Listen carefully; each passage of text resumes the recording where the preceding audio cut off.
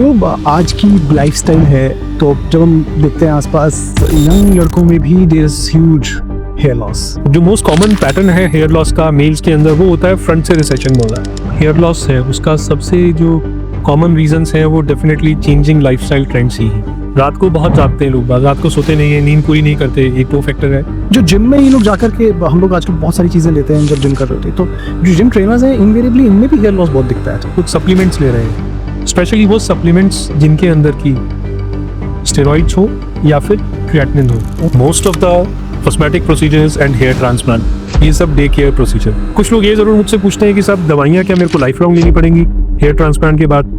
क्या चीज़ें मुझे ध्यान रखनी चाहिए while identifying and zeroing on a particular centre? क्या रेड फ्लैग्स हैं जिनका मुझे ध्यान रखना चाहिए?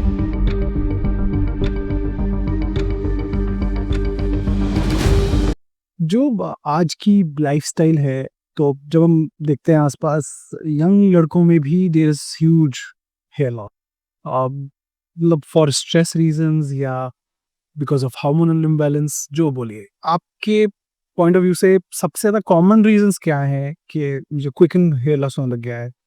और मतलब आप उसके लिए कुछ remedies other than the procedure भी रेकमेंड करोगे, जैसे डाइट फॉर्म में या कुछ के how to you kind of check it? अभी आजकल हेयर लॉस है उसका सबसे जो कॉमन रीजंस है वो डेफिनेटली चेंजिंग लाइफस्टाइल ट्रेंड्स ही। मेल्स के अंदर जो बॉल्डनेस आता है वो एक अलग एस्पेक्ट है, वो बिकॉज ऑफ हार्मोन्स आता है, बिकॉज ऑफ जेनेटिक्स आता है, राइट। लेकिन मेल्स और फीमेल्स बहुत बड़ा सेगमेंट आजकल यंग एज में फील करते हैं कि उनका हेयर फॉल ज़्यादा हो रहा है। अगर हेयर फॉल ज़्यादा है तो बहुत मेजर फैक्टर उसके अंदर आपका लाइफस्टाइल भी है। लाइफस्टाइल के अंदर जो फैक्टर्स आते हैं, जो कंपोनेंट्स आते हैं, वही आते हैं। आजकल अगर हम जनरेशन्स में देखें तो रात को बहुत जागते हैं लोग, रात को सोते नहीं है, नींद पूरी नहीं करते, एक वो फैक्टर। देन स्ट्रेस लेवल अगर हम कंपेयर करें वो ग्रेजुअली अब मल्टीपल रीजंस की वजह से सबका धीरे धीरे बढ़ता जा रहा है, वो भी कंट्रीब्यूट करता है हेयर फॉल को। देन जंक फूड का ट्रेंड काफ़ी बढ़ गया है। जंक फूड अगर हम लेते हैं, स्मोक्ड फूड अगर हम लेते हैं, तो उनमें डेफिनेटली जिस तरह से वो प्रिपेयर होते हैं न्यूट्रिएंट्स की वैल्यू थोड़ी कम हो जाती है। और वो आप अगर रेगुलरली लेते हैं और आप जो एक प्रॉपर हेल्दी डाइट नहीं लेते हैं, वो भी कंट्रीब्यूट करता है हेयर फॉल को। Then because of lifestyle, because बहुत कई लोग बिजी रहते हैं या लैक ऑफ मोटिवेशन होता है, तो हेयर केयर प्रॉपर नहीं करते हैं। जैसे कि आपको रेगुलर हेयर वॉश करना है, क्या बेसिक केयर आपको हेयर को प्रोवाइड करा, मसाज करना है, कंडीशनिंग करनी है आपको, कितना फ्रिक्वेंटली शैम्पू। जो जिम में ये लोग जाकर के, हम लोग आजकल बहुत सारी चीज़ें लेते हैं जब जिम कर रहे होते हैं, तो जो जिम ट्रेनर्स हैं इनवेरिएबली इनमें भी हेयर लॉस बहुत दिखता सिर्फ जिमिंग से हेयर लॉस नहीं होगा, लेकिन हाँ अगर आप जिमिंग के लिए जा रहे हैं, कुछ सप्लीमेंट्स ले रहे हैं, स्पेशली वो सप्लीमेंट्स जिनके अंदर की स्टेरॉइड्स हो या फिर क्रिएटिनिन हो, वो डेफिनेटली मील्स के अंदर हेयर फॉल बढ़ाते हैं। और वो इनफैक्ट हेयर फॉल इतना बढ़ा देते हैं कि उनमें बॉल्डनेस आ जाती है, और वो बॉल्डनेस इरिवर्सिबल होती है। उसके लिए फिर उन्हें हेयर ट्रांसप्लांट ऑप्ट करना पड़ता है। तो अगर कोई जिम में जा रहा है और इस तरह के प्रोडक्ट्स यूज़ करना चाहता है तो वो कर सकते हैं, बट कॉशियसली यूज़ करें, प्रॉपर रिसर्च के बाद यूज़ करें। सिर्फ एक जिम ट्रेनर के बताने के हिसाब से ना करें, एक प्रॉपर मेडिकल एडवाइस लें, अपने डॉक्टर से कंसल्ट करें कि क्या क्या उनके लिए बेनिफिशियल है, तभी वो उसका बेनिफिट एक्सट्रैक्ट कर पाएंगे। अदरवाइज वो उसका सिर्फ उन्हें नुकसान हो। सर, बहुत सारे सेलिब्रिटीज हम देखते हैं कि ये प्रोसीजर्स कराते हैं, और एक ऐसी मिथ सी बन गई कि ये लोग कैप पहन के ही बाहर आ रहे हैं, शायद उनको बहुत ध्यान रखना पड़ रहा है, धूप में नहीं जा पाते। तो क्या ऐसा है क्या कि मैं अगर ये प्रोसीजर कराता हूँ तो उसके बाद में मेरा धूप में जाना बंद है, मैं कुछ खेल नहीं सकता हूँ, या बारिश का पानी भी नहीं गिरना चाहिए? सर, कुछ इस तरीके की नोशंस हैं क्या? मतलब ऐसा कुछ ध्यान रखना पड़ता है क्या इतना ज्यादा, या क्या केयर लेना पड़ता है बाद में? Most of the cosmetic procedures and hair transplant ये सब डे केयर प्रोसीजर। अगर अपन स्पेसिफिकली बात करें हेयर ट्रांसप्लांट की, वो तो लोकल एनेस्थीसिया में होता है, और प्रिकॉशंस कुछ रखनी होती है। मैं ये नहीं कहूँगा बिल्कुल नहीं रखनी होती, बट इनिशियल 2 वीक्स के लिए होती है प्रिकॉशंस कि आपको थोड़ा स्कैल्प जेंटली वॉश करना है और कवर करके रखना है। देन 3-4 वीक्स तक आपको एक्सरसाइज नहीं करनी होती, और जो मेडिसिन हमने बताई है वो आपको लेनी है। 2 वीक्स के बाद, 3 वीक्स के बाद आपको इस तरह की कोई रिस्ट्रिक्शन की जरूरत नहीं है कि आपको कैप पहन के रखनी है, आपको कवर करके रखना है। आपको इनफैक्ट अच्छे से मसाज भी करना है स्कैल्प को, प्रॉपर केयर करनी है, प्रॉपर इन द सेंस आपको बेसिक केयर करनी है स्कैल्प की, क्लीन रखना है। Yes everything and yes. और बस इट्स अ लॉन्ग प्रोसेस, थोड़ा सा पेशेंस रखते होते हैं, बिकॉज जो हेयर ट्रांसप्लांट होते हैं वो पहले शेड होते हैं, वो 1.5 महीने तक एक पूरे शेड हो जाते हैं। आपका जो पुराना कंडीशन होता है प्री हेयर ट्रांसप्लांट वो वापस आ जाता है। देन 1.5 महीने से 3 महीना कोई नया ग्रोथ नहीं होता है। सो इस ड्यूरेशन में पेशेंस बहुत जरूरी है, बिकॉज हम कितना भी एक्सप्लेन करते हैं पेशेंट्स को कि इस ड्यूरेशन में हेयर नहीं आएंगे, 3 महीने से पहले हेयर ग्रोथ स्टार्ट नहीं होगी, वो कहीं ना कहीं से may be because of surroundings की किसी ने कुछ बोल दिया, कुछ कह दिया, वो इस चीज के साथ थोड़ा परेशान रहते हैं और हमसे जरूर मिलने आते हैं कि बाल नहीं आए। एक ये मेजर कंसर्न रहता है। देन उसके बाद 3 महीने के बाद हेयर ग्रोथ शुरू हो जाता है, 5 से 6 महीने में लुक चेंज हो जाता है और वो 9 से 10 महीने 12 महीने में पूरा स्टेबलाइज हो जाता है। सो बियॉन्ड दैट कोई एक्स्ट्रा प्रिकॉशन या वो कुछ भी नहीं है। हाँ, कुछ लोग ये जरूर मुझसे पूछते हैं कि साहब दवाइयाँ क्या मेरे को लाइफ लॉन्ग लेनी पड़ेंगी हेयर ट्रांसप्लांट के?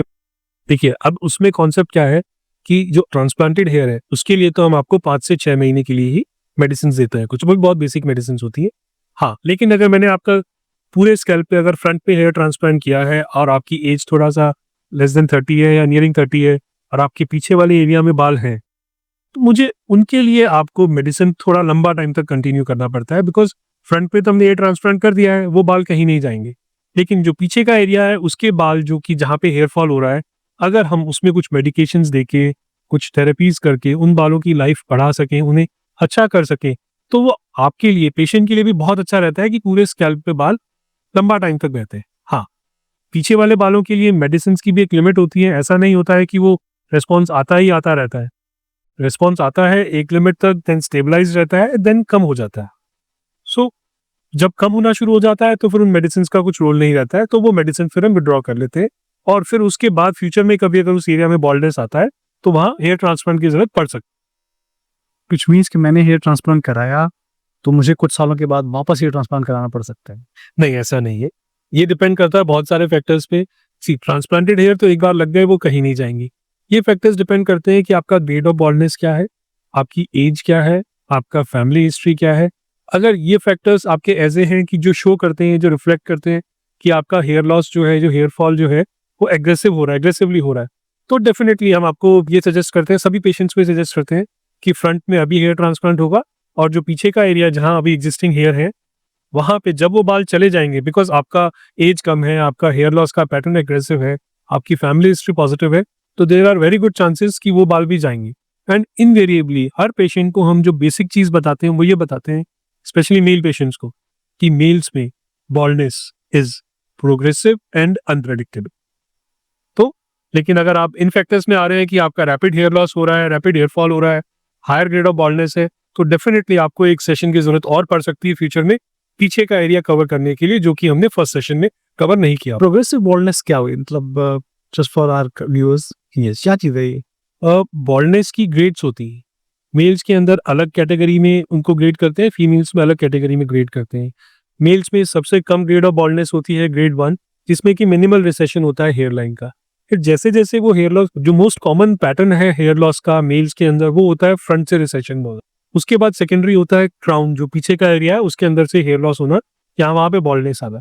बट देन ये एक सवाल आता है कि अगर सपोज करिए आज मैं ढूंढ में निकला हूँ कि मेरे को कहीं से सर्जरी करानी है, हेयर ट्रांसप्लांट कराना है, क्या चीजें मुझे ध्यान रखनी चाहिए while identifying and zeroing on a particular set? क्या रेड फ्लैग्स हैं जिनका मुझे ध्यान रखना है? बहुत ही इंपॉर्टेंट क्वेश्चन है and I am pretty sure कि सारे व्यूअर्स को बड़ा हेल्प होगी। कि ये कॉस्मेटिक सर्जरी और हेयर ट्रांसप्लांट सारे procedures are absolutely elective and optional procedures. आप एक तरह से वेलनेस की कैटेगरी में आते हैं। आप करा रहे हैं कि आप अच्छे दिखते हैं, नॉर्मल दिखते हैं, आप और अच्छा दिखना चाहते हैं। सो उसके लिए सबसे पहला स्टेप है कि आप अपना एक एक्सटेंसिव रिसर्च करके फिर अपने डॉक्टर को फाइनल करें। अब रिसर्च में आपको क्या क्या देखना है? सबसे पहले तो आपको ये देखना है कि डॉक्टर कौन हो। सबसे पहला स्टेप, डॉक्टर कौन है, कितना एक्सपीरियंस है, क्या क्रेडेंशियल्स हैं, क्या डिग्रीज हैं, कब से प्रोसीजर्स कर रहे हैं, कितने प्रोसीजर्स वो इस तरह के कर चुके हैं। Beyond that, and then definitely आप डॉक्टर से मिले। आप अगर किसी सेंटर पे जाते हैं और आपको डॉक्टर ही नहीं मिल रहा है, सबसे बड़ा रेड फ्लैग कि आपको जो मिल रहे हैं वो या रिसेप्शनिस्ट है या फिर काउंसलिंग स्टाफ है। राइट, आपको डेफिनेटली हर स्टेप पे हर चीज होती है, लेकिन किसी भी क्लिनिक को आप विजिट करें तो आपको डॉक्टर से मिलना सबसे जरूरी। श्योर, अगर आपको उस क्लिनिक पे डॉक्टर नहीं मिल रहे हैं तो that is a big red flag. उस क्लिनिक में आपको कोशिश करें कि अवॉइड करें, प्रोसीजर ना करवाए। कोई आपको ये कहता है कि डॉक्टर आएंगे, डॉक्टर विजिट करेंगे या हम बुलाएंगे, तो इट मीन्स कि वो थोड़ा सा सस्पिशियस चीजें हैं, वहां आप ना करवाएं। और ये स्पेशली उन क्लिनिक्स के साथ होता है जो मल्टीपल सेंटर्स हैं, मल्टीपल क्लिनिक्स चला रहे हैं। वहां पे डॉक्टर की अवेलेबिलिटी प्रॉपर हमेशा नहीं रह सकती है। इनफैक्ट ड्यूरिंग प्रोसीजर्स भी कई बार वहाँ डॉक्टर्स नहीं होते हैं, तो उससे भी ये प्रोसीजर जो है थोड़ा रिस्की हो जाता है। फिर नेक्स्ट स्टेप आपका रहता है, जब आपके डॉक्टर का एक तरह से सब कुछ देख लिया है, तो आप क्लिनिक को चेक करें। श्योर। क्लिनिक कितना वेल इक्विप्ड है, क्लिनिक सेटअप कैसा है, ऑपरेशन थिएटर सेटअप कैसा है, किस तरह के प्रोटोकॉल्स फॉलो होते हैं क्लिनिक में, किस तरह से स्टेबिलिटी मेंटेन होती है। मैं आपको एग्जांपल दूंगा, कई पेशेंट्स आके मुझे बताते हैं कि वो किसी क्लिनिक में गए मिलने के लिए, और रिसेप्शन पे जो बैठे थे रिसेप्शनिस्ट, उन्होंने ये सारी बातें बता दी उन्हें, और जब पेशेंट ने बोला कि प्रोसीजर कहाँ होगा, तो रिसेप्शन के जस्ट पीछे वाले रूम का उन्होंने बोल दिया, ये हमारा ऑपरेशन थिएटर है, यहीं पे आपका प्रोसीजर होगा। And patient actually was sensible enough कि इमीडिएटली वो ही took it as a red flag, big red flag, and वो वहां से आ गए। बट जब पेशेंट इस तरह की एक्सपीरियंस शेयर करते हैं, तो हमें ये लगता है कि एटलीस्ट पेशेंट में अवेयरनेस अच्छा था, पेशेंट खुद एक तरह से रिसर्च करके बैठे थे, इसलिए वो इस तरह का स्टेप ले बच गए इस वजह। अदरवाइज वो ट्रैप भी हो सकते हैं। ऑनलाइन भी अगर सपोज करिए कोई जाकर के ऑनलाइन रिव्यू चेक करे, और वो सब चीजें भी हेल्प करेंगी सर। यस, इसके बाद नेक्स्ट स्टेप जो आता है वो दो चीजें और हैं, कि जो टीम है डॉक्टर की वो कैसी है, कब से डॉक्टर के साथ एसोसिएटेड है, राइट। बिकॉज बहुत कॉमन आजकल ट्रेंड चल रहा है कि विजिटिंग टीम्स आती हैं। ये प्रोसीजर्स एक पूरा टीम वर्क है, जिसपे आपके पास टीम होनी ही होनी चाहिए। कोई भी डॉक्टर ये अकेले प्रोसीजर्स नहीं कर सकते, because these are long exhaustive procedures जो कि 5-6 घंटे चलता है। तो जो टीम है वो इन हाउस होनी चाहिए आपकी। अगर विजिटिंग टीम है तो डेफिनेटली चीजें कौन सी आएगी, कंसिस्टेंसी नहीं आती है, काम कॉम्प्रोमाइज होता है, आपके प्रोटोकॉल्स फॉलो नहीं होती, स्टैंडर्ड भी मेंटेन नहीं होंगे। एंड देन जो फोर्थ एस्पेक्ट है which is also important, is कि जो रिव्यूज हैं क्लिनिक के और डॉक्टर के वो कैसे हैं गूगल, क्योंकि उसमें भी आपको ये एसेस करना पड़ेगा कि ऑनेस्ट रिव्यूज है, क्योंकि कई बार कुछ फेक रिव्यूज भी आते हैं पॉजिटिव, जो कि सिर्फ इंडस्ट्री ड्रिवन होते हैं, जो आपको अट्रैक्ट करने के लिए होते हैं। तो ये सब चीजें अगर आप फॉलो करते हैं और इसमें आप एसेस कर लेते हैं कि यहाँ क्या क्या आपको रेड फ्लैग्स लग रहे हैं, तो आप डेफिनेटली खुद ही फिल्टर आउट कर लेंगे कि किस क्लिनिक से आपको ये प्रोसीजर कराने हैं और किस क्लिनिक से आपको नहीं कराने हैं। चलिए, हम लोग अपनी लाइफस्टाइल को किस तरह से चेंज करें कि quality of skin, quality of hair, ये सारी चीज़ें जो हैं हम लोग एक मैटर ऑफ फैक्टली मैनर में मैनेज कर पाए हैं। क्योंकि ठीक है, एक बार हमने प्रोसीजर भी करा लिया, लेकिन उसके बाद भी हमको उसको मेंटेन करना बहुत ज़्यादा ज़रूरी है। तो क्या क्या चीज़ों का ध्यान रखना चाहिए हमको? बहुत ज़रूरी चीज़ है कि इसके लिए आप you should stay close to nature. जितना आप जो नेचुरल चीज़ें हैं या जो नेचर ने चीज़ें बनाई हैं, जो दिन रात बनाया है, जो खाने पीने की चीज़ें दी हैं, वो जितना आप ऑल्टर करेंगे अपने लाइफस्टाइल में, उतना ही आपको साइड इफेक्ट्स प्राइमरीली जो मिलेंगे वो पूरी बॉडी पे मिलेंगे, लेकिन वो सबसे पहले विजिबल होते हैं फेस पे, स्किन पे और हेयर पे। तो अगर मैं इनको बहुत एक ब्रॉडली डिफाइन करूं, तो जैसे रात बनी है सोने के लिए, तो आप रात को सोइए, एटलीस्ट 6 to 8 आवर्स आपको नींद पूरी करनी है। खाने की अगर हम बात करें, तो जो नेचुरल चीज़ें होती हैं, फ्रूट्स, वेजिटेबल्स, सैलड्स, वो ज़्यादा से ज़्यादा लें अपनी डाइट में, रादर देन आप प्रोसेस्ड फूड या जंक फूड लें। बिकॉज जो फ्रेश आपको जो वेजिटेबल्स या फ्रूट्स मिलते हैं, उनमें आपकी डाइटरी रिक्वायरमेंट्स भी पूरी होती है, माइक्रो न्यूट्रिएंट्स भी एडिक्वेट क्वांटिटी में आपकी बॉडी को मिलते हैं, और आप एक हेल्दी स्किन और हेयर अचीव करते हैं। देन अगर आप स्मोक करते हैं, अल्कोहल लेते हैं, तो that again is a deviation. Smoking या वैपिंग तो बिल्कुल ही अवॉइड करनी चाहिए, बिकॉज वो निकोटिन रिलीज करती है, जो कि ब्लड सर्कुलेशन रिड्यूस करती है to each and every part of your body. ठीक है, और वो ग्रेजुअली सिस्टमिक कॉम्प्लिकेशंस तो बहुत सिवियर है उसकी, बट अगेन सबसे पहला इफेक्ट उसका हेयर और स्किन पे वेरी करता है, हेयर और स्किन पे शो करता है, और which again varies from person to person. कुछ ज्यादा ससेप्टेबल होते हैं तो उनके ज्यादा जल्दी नेगेटिव रिस्पॉन्स आ जाता है, कोई लेस ससेप्टेबल होते हैं तो उनके ग्रेजुअली आता है। As someone who's really carried on this torch of bringing best healthcare, best cosmetic surgery, best hair transplant to Rajasthan, that too at an affordable cost. So much so कि अब जो middle class लोग मुश्किल पाते थे उसको वो ज़्यादा से ज़्यादा कराने लग गए। आप क्या समाज को एक मैसेज देना चाहोगे as someone who's been a good Samaritan for the society also? पहले तो बहुत बेसिक सा ये है कि सब जो भी मतलब आप अपना ध्यान खुद का बहुत अच्छे से रखें इन द सेंस कि बहुत बेसिक चीज़ें होती हैं जो एक्चुअली मिस आउट कर देते हैं। Basic self care, basic skin care, basic hair care, अगर हम वो कर लेंगे तो बहुत सारे इश्यूज तो हमारे अपने आप ही सेटल हो जाएंगे, मेंटल और फिजिकल ये। फिर बियॉन्ड दैट, अगर आपको कुछ स्ट्रक्चरल डिफॉर्मिटी लगती है बॉडी में, किसी चीज से, पार्ट से आप खुश नहीं है, तो it's very easy, very convenient these days to get these procedures done, because आपको नेगेटिविटी लंबा टाइम तक कैरी करने की जरूरत नहीं है। जस्ट आप विजिट करें। आप सबसे जरूरी है कि आप एक्सपर्ट से मिलें, आप एक्सपीरियंस डॉक्टर से मिलें, प्रॉपर मेडिकल एडवाइस लें, रियलिस्टिक एक्सपेक्टेशन सेट करें, रियलिस्टिक गोल सेट करें, एंड देन जब आप वो प्रोसीजर्स कराएंगे तो आपके लिए बहुत ट्रांसफॉर्मेशनल प्रोसीजर्स होंगे, आपकी लाइफ में पॉजिटिविटी लाएगा, जिससे कि आप अपना जो बेसिकली हर दिन आपका अच्छा निकलना चाहिए। सो वो जो डे टू डे हैप्पीनेस है वो आप डेफिनेटली और अच्छे से अचीव कर सकते हैं, इंक्रीज कर सकते हैं। अपना कोई भी अगर आपको इशू बॉदर कर रहा है उसको आप ठीक करा के, करेक्ट करा के, और एक एक्सपर्ट की एडवाइस लेके। सो बॉटम लाइन इज खुद का ध्यान रखें अच्छे से, और अगर कोई चीज़ आपको बॉदर कर रही है मेडिकली तो एक एक्सपर्ट से मिले, मेडिकल एडवाइस लें और उसको ठीक कराएं। राइट। सो कितनी ब्यूटी पेजेंट्स में हमने सुना, लेडीज पूछा कि भाई आप इतने सुंदर हो, उसके पीछे क्या राज है, and most common answer that comes across is they attributed to their parents, genes. मुझे लगता है कि वो दिन दूर नहीं है जब शायद लोग ओपनली ये भी एक्सेप्ट करेंगे कि नहीं, it is all because of my doctor, it is all because of my cosmetic surgeon. And I must thank you for bringing this particular procedure, this entire thing, in an affordability range, both in terms of geography also, because Rajasthan is supposedly a smaller state and not so advanced. It used to be like less advanced. So I must thank you for this, and keep doing good work. Thank you so much, and I also like to add something.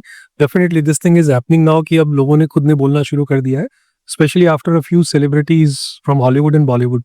उन्होंने जब accept किया है तो लोगों को भी लग रहा है कि अब, और ये जब एक्सेप्टेंस बढ़ेगा तो डेफिनेटली एक सोसाइटी में पॉजिटिविटी बढ़ेगी और हम शायद एक बेटर फ्यूचर अचीव कर पाएंगे as a society all together. I mean,